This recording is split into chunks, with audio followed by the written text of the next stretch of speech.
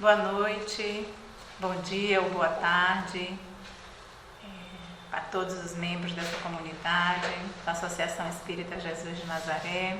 Sejam todos bem-vindos a este canal e que bom que vocês tenham um tempinho para nos ouvir, né? Que tenhamos todos um momento de muita reflexão e aprendizado mútuo. Queremos, antes de tudo, agradecer à espiritualidade maior, aos mentores desta casa, aos nossos guias espirituais, pela oportunidade de estarmos aqui hoje com o único objetivo de aprender mais um pouco sobre os ensinamentos e os caminhos que esta doutrina nos ensina e nos convida a fazer parte. Gratidão aos irmãos da Associação Espírita Jesus de Nazaré pelo convite e pela oportunidade de estarmos aqui mais uma vez conversando com vocês, pois é através desses convites que nós nos esforçamos para continuar aprendendo, buscando esse conhecimento, né, e trazer algo importante e valioso para todos nós. E no fundo é mais importante para mim mesma, né? Gratidão a Mônica Bastos e Beto Lago, diretores dessa Casa Espírita, pela oportunidade. Ao Núcleo de Produção Audiovisual, Clara de Assis, por toda essa logística, né, para estarmos aqui neste momento e em outros momentos, uma vez que esta fala fica gravada, né, disponível para quem quiser assistir. Gratidão imensa. E principalmente ao amado Mestre Jesus, que Ele esteja com todos nós, ontem, hoje e sempre. Antes de começarmos nosso assunto, eu gostaria de ler uma pequena mensagem também do livro Pão Nosso, que é o livro de estudo hoje, né, que eu escolhi para o nosso estudo, para o nosso bate-papo, que é uma mensagem que ele fala sobre o nosso crescimento, a nossa reforma. Eu achei interessante e trouxe aqui para a nossa reflexão. Somente à luz de suas lições sublimes é possível reajustar o caminho, renovar a mente e purificar o coração. Nem tudo que é admirável é divino, nem tudo que é grande é respeitável, nem tudo que é belo é santo, nem tudo que é agradável é útil. O problema não é apenas de saber, é o de reformar-se cada um para a extensão do bem. Então esse é o capítulo intitulado No Serviço Cristão, de Emmanuel, também no livro Pão Nosso. Este é um convite que Emmanuel nos faz para que pratiquemos a nossa reforma íntima, para que busquemos o nosso autoconhecimento, que busquemos a nossa essência, conhecendo o nosso verdadeiro eu em todas as nossas mazelas, com todas as nossas mazelas, com todas as nossas más tendências, e assim buscarmos o nosso vir a ser, que saibamos definir o que ainda não somos, mas sabendo o que não mais queremos ser, né? E aí com isso também buscar esse conhecimento, reconhecendo também as nossas virtudes, as nossas qualidades, as nossas capacidades e utilizarmos esta capacidade com os talentos que nos foram dados para multiplicar, né? Multiplicando estes talentos, saindo a semear, saindo a espalhar a palavra, a boa nova. Sejamos então mensageiros do Cristo. Divulguemos-nos o que nos está sendo ensinado o tempo todo. E para dar início ao nosso estudo, nosso livro é o livro Pão Nosso, da coleção Fonte Viva, né, que ele está arrumado em 180 pequenos textos, que são passagens do Evangelho, e Emmanuel traz uma explicação bem simples, com a linguagem bem acessível, que podemos ler uma mensagem a cada dia e com certeza teremos coisas para refletir, para aplicarmos no nosso caminhar, né? São mensagens de interesse a todos, sempre tem alguma coisa que nos diz, nos traz alguma informação útil. Além disso, no livro, no final do livro, de todos os livros dessa coleção, ele tem um índice por capítulo e versículo do Evangelho. Então, todos aqueles versículos que foram citados, né, alguma vez em um desses volumes da coleção Fonte Viva, ele tem a relação de onde encontrar em um desses livros, né, desses volumes. E aí nós vamos falar um pouquinho sobre esse livro, né, Pão Nosso. O livro Pão Nosso, ele é, depois que foi apresentado por Emmanuel, o livro Caminho, Verdade e Vida, que trouxe aí alguns ensinamentos, né? Emmanuel nos apresenta esse livro Caminho, Verdade e Vida com tantas frases belíssimas, com tantos ensinamentos que nos ajudam no nosso direcionamento. Ele traz o livro Pão Nosso. E esse livro Pão Nosso é um verdadeiro alimento para nossas almas. E eu lembro aqui, recentemente, estudando livros mensageiros, no capítulo 27, entre uma conversa edificante entre Aniceto e André Luiz, né?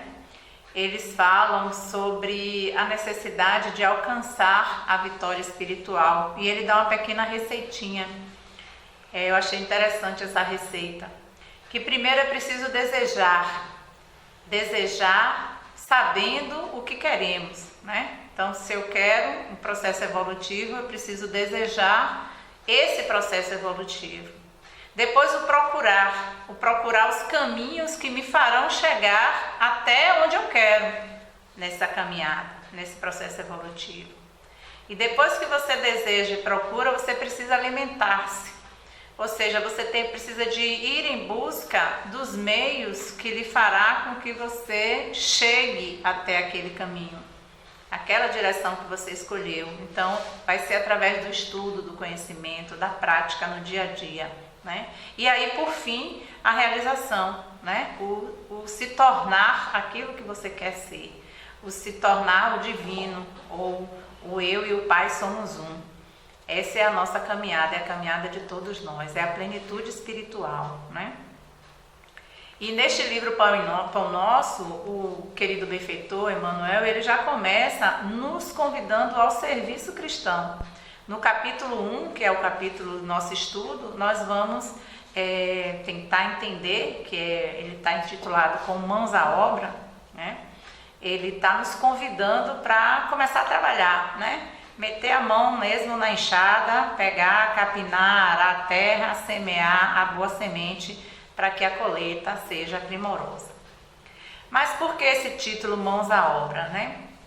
Esse título, no nosso linguajar comum, Mãos à Obra significa, né, meter a mão física mesmo, pegar no pesado, trabalhar, fazer aquilo que é preciso ser feito.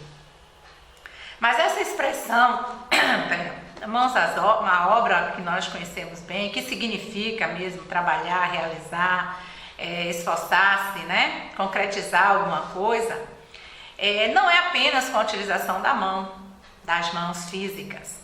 Se assim o fosse, o que seriam daqueles que não têm mãos físicas, né? Eles estariam impossibilitados, seriam excluídos, não precisariam trabalhar ou se preocupar com as informações contidas nesse texto. Então, algumas reflexões nos levam a compreender que ele não se refere a essas mãos físicas, e sim às nossas potencialidades, né? As nossas mãos são potências, né? Uma destas potências, né? Podemos utilizá-las sim nessa construção. Mas se você não tem mãos físicas, se você nasceu com algum problema e não tem, alguma deficiência sem mãos, o que você não faria simplesmente? Então, não é o caso. E aí eu trouxe alguns exemplos para vocês, só para ilustrar, né? Por exemplo, tem um grupo de pintores de pés e bocas, que, né, são pessoas que nasceram com deficiências mesmo, não têm os braços, e eles utilizam a boca ou os pés para fazer pinturas belíssimas, né? Usa o talento que tem. Não tem mão, mas com certeza eles estão em mãos à obra. Uma outra personagem, né, que viveu entre nós nesses tempos atuais, Stephen Hawking, que também teve uma doença degenerativa, né, e ficou totalmente debilitado, mas o cérebro continuou trabalhando e ele trabalhou até o fim, utilizou a sua mente. Uma outra personagem conhecida no mundo espírita, que era Jerônimo Mendonça, conhecido como o Gigante Deitado. Ele, muito novo ainda, ele teve um problema de saúde e ele ficou em uma cama. E nessa cama ele saía a pregar o evangelho, ele ia onde era chamado. Ele já tinha uma Kombi adaptada, onde a cama dele era carregada com ele, e levado para qualquer lugar onde ele precisasse fazer as suas palestras. Nunca parou de trabalhar. Então ele também colocou mãos à obra, né? Então é esse o significado que nós precisamos compreender. Não é simplesmente a mão física, é o que você tem, qual é a sua capacidade, qual é o seu talento e colocar esse talento em prática. E Emmanuel começa fazendo referência a essa passagem do Evangelho, né, do Novo Testamento, em uma escrita de Paulo, na primeira carta aos Coríntios, capítulo 14, versículo 26. Que fareis, pois, irmãos, quando vos ajuntais, cada um de vós tem salmo, tem doutrina, tem revelação, tem língua, tem interpretação. Faça-se tudo para edificação. Esta carta, que pode ser considerada por muitos, né, segundo alguns relatos que eu encontro aí, também analisando direitinho a carta, é um documento precursor do Espiritismo, né? Sabemos que o Espiritismo é de todos os tempos, não é coisa só da doutrina de Kardec, né? Ela tem, apesar de ter sido codificada por ele há pouco tempo, relativamente há pouco tempo, a mediunidade sempre existiu. Encontramos elementos precursores do Espiritismo em todas as épocas, em vários segmentos religiosos. Até nos segmentos evangélicos, nós prestamos atenção atualmente, as redes sociais estão cheias, a internet está cheia de vídeos, com o tempo todo essas igrejas mostrando situações de mediunidade, em que supostamente uma fiel, né, como são chamados, se mostram como se estivessem sendo possuídos por algum espírito. Né? No caso deles, eles afirmam categoricamente que são sempre espíritos do mal, por isso não devem ser trabalhados ou mencionados. Alguns textos nos evangelhos, eles trazem muitos elementos do espiritismo, elementos que nos explicam a comunicação entre os mundos, que o deixa mais acessível, né? Os princípios, as ideias já ali se apresentavam. Nós é que estamos demorando muito tempo para compreender. Não era o objetivo do capítulo trazer essas passagens, né, para não ficar muito longo o texto, mas se a gente procurar no Evangelho, existem várias passagens que remontam, né, que falam claramente sobre a mediunidade. E esse que nós vamos estudar é um deles. Então, para contextualizar este versículo, né, dentro do Novo Testamento, da Boa Nova, vamos pegar uma pequena parte. Então eu vou ler o capítulo 14, do versículo 26 ao versículo 31, só para contextualizar. E aí eu gosto de procurar alguns títulos que tem nos evangelhos, né? Em um eu encontrei a necessidade de ordem no culto, e em outro eu encontrei regras práticas para o uso dos carismas. Interessante, né? E aí ele começa: que fazer, pois, irmãos, quando vos reunis? Um tem salmo, outro doutrina, este traz revelação, aquele outro língua e ainda outro interpretação. Seja tudo feito para edificação. Paulo está descrevendo as reuniões cristãs do primeiro tempo, né? Que eram reuniões mediúnicas mesmo, ninguém tem dúvida disso. Vocês têm materiais vindo do alto, ele nos lembra. Nós temos um montante de valores inestimável em termos de conhecimento espiritual. Ao longo dos séculos, nós estamos recebendo muito materiais que não conseguimos nem imaginar. É preciso estudar. E muitas vezes queremos ficar buscando coisas miraculosas, quando aqui já temos muito e não temos conhecimento. E olhe que naquela época tinha uns poucos escritos.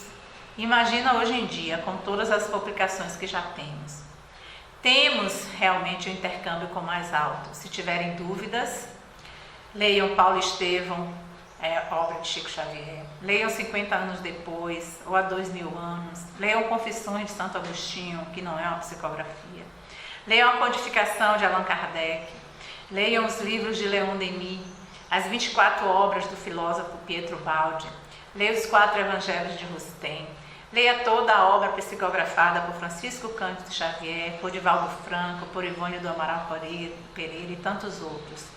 Leiam também os artigos científicos que têm sido publicados, contrários ou não à doutrina espírita.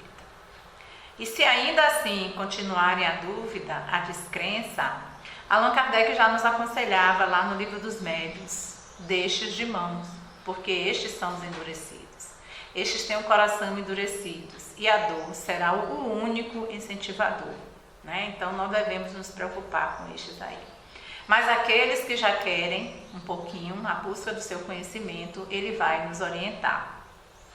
Então, para estes ele diz: utilize-se da sua boa vontade, da sua humildade e vá em busca dos grupos de estudo. É necessária a cooperação para a aquisição de conhecimento. Eu ainda reforço que é necessário o querer, o desejar, o procurar, o alimentar-se e, por fim, o realizar-se, como eu citei anteriormente. E aí o versículo continua: no caso de alguém falar em outra língua, que não sejam mais do que 2, ou quando muito 3, e isto sucessivamente, e haja quem interprete. Olha só, alguém tem dúvida que o apóstolo Paulo se refere à comunicação mediúnica?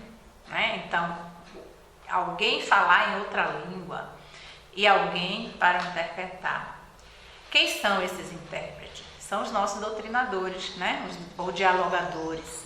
Aqueles que estão ali para intermediar a comunicação entre os mundos e ajudar da melhor forma possível aqueles espíritos que se apresentam ou monitoram o recebimento das mensagens que precisam ser interpretadas. E continua o capítulo: mas não havendo intérprete, fique calado na igreja, falando consigo mesmo e com Deus. Tratando-se de profetas, falem apenas 2 ou 3 e os outros julguem. É preciso, meus irmãos, que a gente ouça e compreenda o que está sendo dito. É preciso analisar, interpretar e compreender a mensagem recebida, né? Ele diz: tratando-se de profetas, falem apenas 2 ou 3 e os outros julguem. Então precisamos estar atentos e analisar essas mensagens que são recebidas.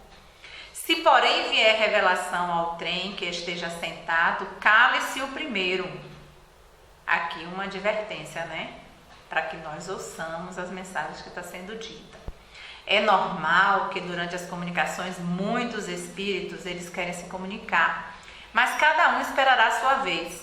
Se algum se manifestar intempestivamente, observe com atenção a mensagem dita por esse espírito.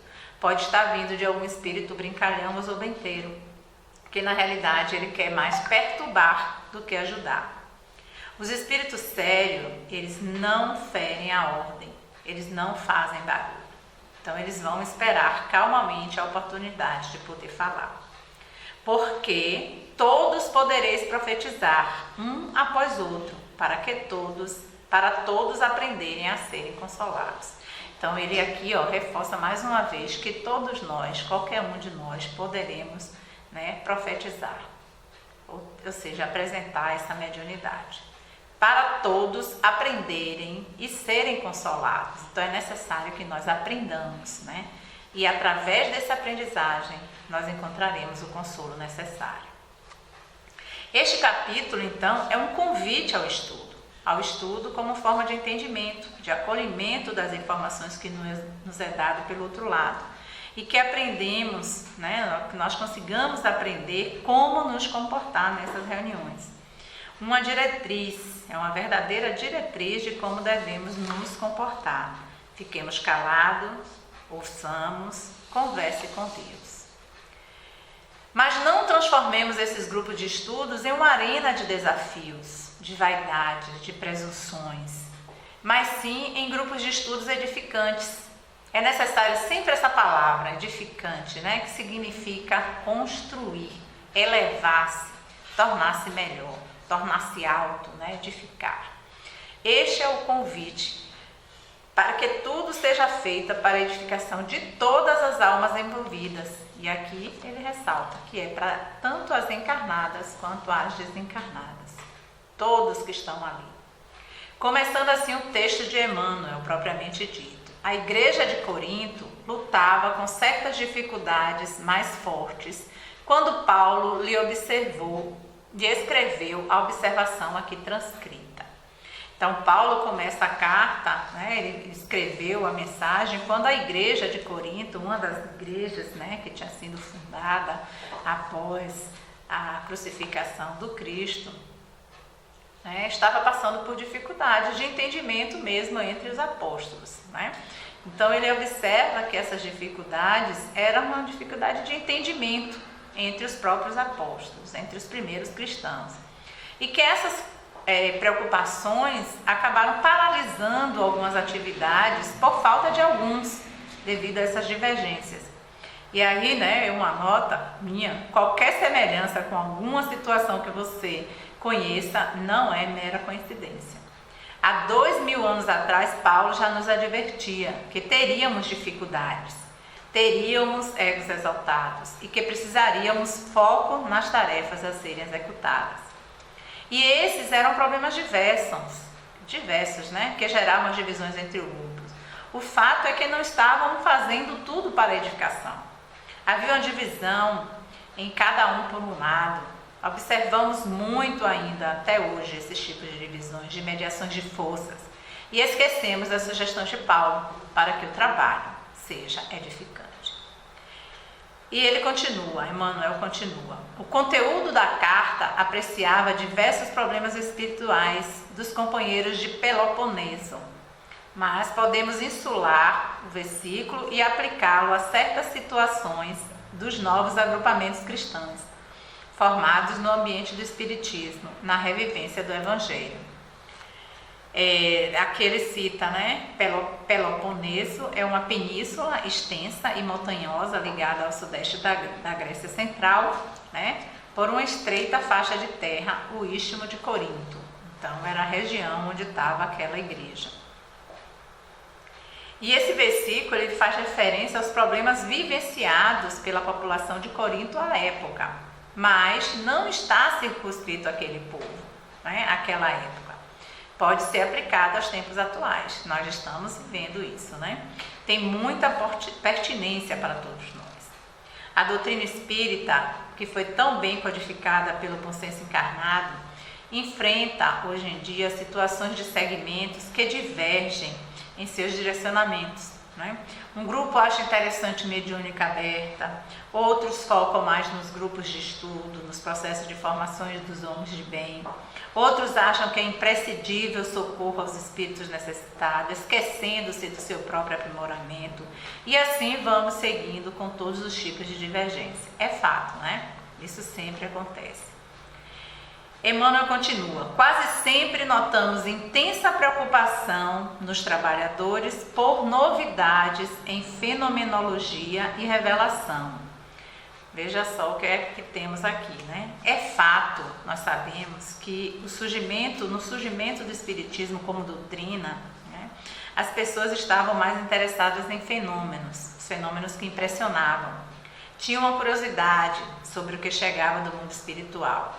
E isso foi necessário naquela época, não há dúvida, para que as pessoas acreditassem. Foi necessário que estes fenômenos ocorressem, fossem vistos por muitos. Para que acreditassem na doutrina, também foram necessários muitos experimentos, né? Experimentos feitos com médiuns, testes exaustivos, necessários naquela época, mas que, ao meu ver, hoje em dia não tem mais tanta necessidade. Pode ter uma ou outra, mas não é tão necessário. A doutrina está aí, ela sobreviveu à descrença de muitos e a cada ano ganha mais adeptos. Mas hoje o foco não são mais as fenomenologias, ou não deveriam ser as fenomenologias, mas a busca do nosso melhoramento espiritual. É necessário aplicarmos no nosso dia a dia aquilo que os irmãos do outro plano nos orientam. Então eles vieram, eles deixaram muitas informações, né? E nós não estamos ainda aplicando como deveríamos. Um exemplo bem simples, na obra Nosso Lar, né, que André Luiz nos explica o que é suicídio e quais as suas consequências, tanto o suicídio direto quanto o indireto. Está lá nos primeiros capítulos e todo espírita que se preze já leu pelo menos uma vez este livro, ou pelo menos assistiu ao filme. Mas quantos de nós ainda estamos deixando a nossa saúde em segundo plano e ainda não achamos que somos suicidas? Que o suicida é só aquele que se atira debaixo de um trem ou dá um tiro na própria cabeça. Refletamos sobre isso. André Luiz, um médico respeitado, foi suicida. E ele nos alerta para isso, né? É necessário lembrarmos que o estudo edificante é primordial para que nos tornemos pessoas melhores. Aproveitem o máximo o círculo da experiência que você está vivendo no momento e estude. Muitas vezes ficamos interessados apenas em ter conhecimento sobre as atividades no além, que ficamos saturados de informações, mas não construímos ainda uma mudança em nosso íntimo. O coração ainda não está preparado. Esquecemos que a nossa tarefa como espírita é a busca da própria instrução. Afinal, o lema é espírita, instruí-vos. E Emmanuel continua. Alguns núcleos costumam paralisar atividades quando não dispõem de médiuns adestrados. Olha só, alguns núcleos costumam paralisar atividades quando não dispõem de médiuns adestrados. Para muitos, infelizmente, só é interessante observar a fenomenologia. Mas se falar em grupo de estudo, em que o encarnado precisa fazer esforço, em ter disciplina, em ter constância, o indivíduo pula fora. Muitas vezes vemos isso, né? Agora, falar em fenômenos, em sessões mediúnicas, com curiosidades diversas, ele está dentro. Mas é só isso, porque não se preocupe em aplicar as mensagens que foram recebidas no seu dia a dia, em sua preparação para ter um crescimento espiritual. É preciso coerência espiritual, mudança moral com profundidade. Muitas vezes vai em uma sessão mediúnica, ouve ali aquela mensagem, né, aquele pedido de socorro, encontra situações vividas pelos espíritos que são semelhantes a situações próprias, né, pessoais, mas não faz essa correlação com a sua própria existência. E sai dali e pensa, ufa, que bom, consegui ajudar mais um. Isso é ótimo, não tenha dúvida. Mas cadê a percepção de que aquilo que foi dito também foi para ele ou para ela? Refletamos sobre isso. E aí eu lembro a história de Divaldo Franco, né? Divaldo Franco, a certa altura da vida dele, chegou a perguntar a Joana de Ângeles quando que ela mandaria uma mensagem para ele, psicografia, né? Através dele mesmo, uma mensagem que fosse para ele, o Divaldo. E ela disse, como assim? Todas essas são para vocês. Então, todas aquelas mensagens que ela ditava, aqueles livros, eram tudo para ele precisava captar as mensagens. E aí Emmanuel pergunta, por quê? Por que os núcleos paralisam essas atividades? Né? Existem alguns que se sentem diminuídos, existem médiuns que se sentem diminuídos ou se sentem de menos valor por não terem uma mediunidade aflorada ou mais ostensiva.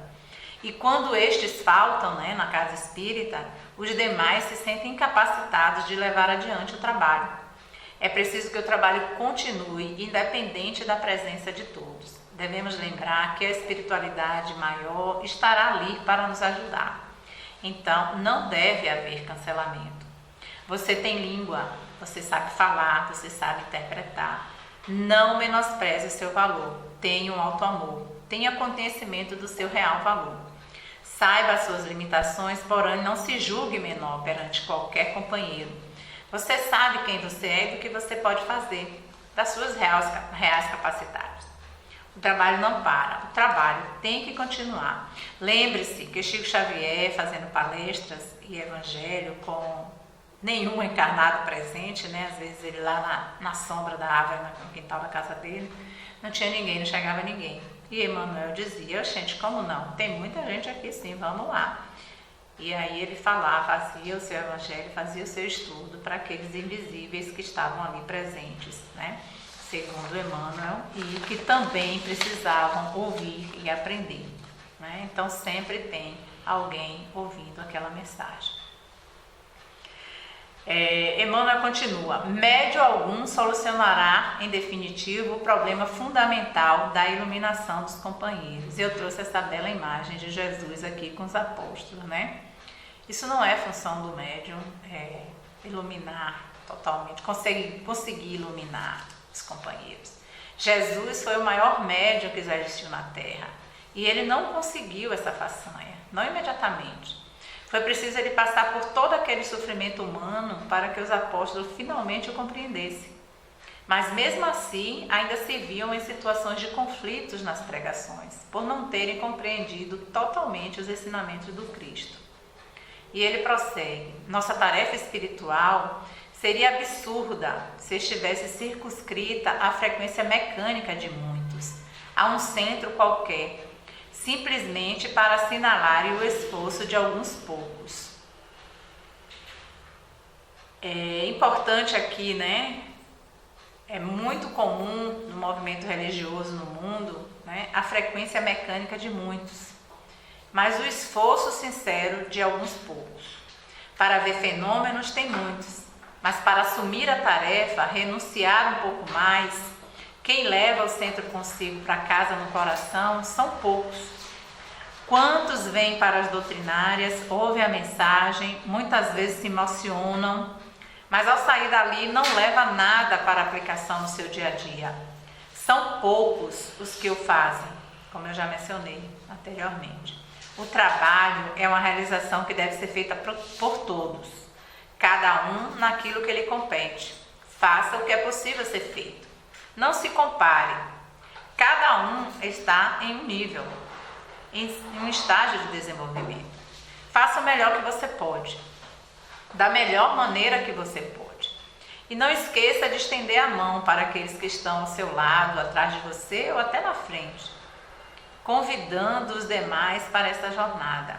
Mas se eles não quiserem ir, não esqueçam da mensagem que já estudamos aqui neste mesmo canal. Que te importa a ti? Segue-me tu. Está em João, capítulo 21, versículo 22. Então Jesus já disse, né? Cuida do teu caminhar. Segue-me tu. E Emmanuel prossegue: convençam-se os discípulos de que o trabalho e a realização pertencem a todos e que é imprescindível se movimente cada qual no serviço edificante que lhe compete. Ninguém alegue ausência de novidades quando vultuosas concessões da esfera superior aguardam a firme decisão do aprendiz de boa vontade no sentido de conhecer a vida e elevar-se. As palestras se repetem e a pergunta que não se cala: onde estamos aplicando estas falas? E eu não me iludo, eu me questiono e me avalio todos os dias. Onde estou aplicando, se estou aplicando e o que eu posso fazer para melhorar, né, esta aplicação. Lembremos, pessoal, a grande novidade no mundo espiritual é o Evangelho, ainda é o Evangelho. E será sempre o Evangelho. O Evangelho que nos foi passado há 2000 anos atrás. Comecemos a aplicá-lo. Operem, não precisam de mais nada. Se cada um de nós conseguir colocar em prática apenas 10% do que o Evangelho nos ensina, já estaremos dando um grande passo no processo evolutivo da humanidade. No livro Caminho, Verdade e Vida, capítulo 15, intitulado Conversão, Emmanuel nos lembra, me permitam aqui a leitura, não será por se maravilhar tua alma ante as revelações espirituais que estarás convertido e transformado para Jesus. Simão Pedro presenciou essas revelações com o próprio Messias e custou muito a obter estes títulos. Trabalhemos, portanto, por nos convertermos. Somente nessas condições estaremos habilitados para o testemunho. Então, as revelações, elas não vêm aí só para nos maravilhar a alma. É preciso que a gente compreenda a mensagem que elas nos traz. Se fosse só observar esses fenômenos, essas revelações através das sessões mediúnicas, Simão Pedro teria sido assim, logo de imediato, o mais convertido, porque ele presenciou muitas dessas ações do mestre, né? Ele presenciou muito e mesmo assim havia aqueles conflitos lá dentro da igreja de Corinto, como Paulo nos adverte. Quando vos reunirdes, lembrai a doutrina e a revelação, poder de falar e de interpretar, de que já sois detentores, e colocai em mãos a obra do bem e da luz, no aperfeiçoamento indispensável. Nesse final de Emmanuel, né? Isso foi psicografado em Pedro Leopoldo no dia 22 de fevereiro de 1950. Então o que ele nos diz é: chega de exigências, deixe para trás as ilusões. Não existe um caminho mais fácil. O caminho está cheio de desafios, mas o jugo será suave. Jesus já nos prometeu, né? O Mestre nos prometeu. Recebemos materiais em abundância. Estudemos, apliquemos e tenhamos boa vontade. Mãos à obra através do estudo que edifica, das atividades, na caridade, na paz e no amor. Coloquemos mãos à obra e sigamos com Jesus. E concluindo, já para finalizar, eu coloquei aqui para vocês alguns pontos. Colocar mãos à obra, trabalhar, agir, esforçar-se para o bem, amai-vos uns aos outros. Porque estamos sempre em busca de mais informações através dos Espíritos. Por quê?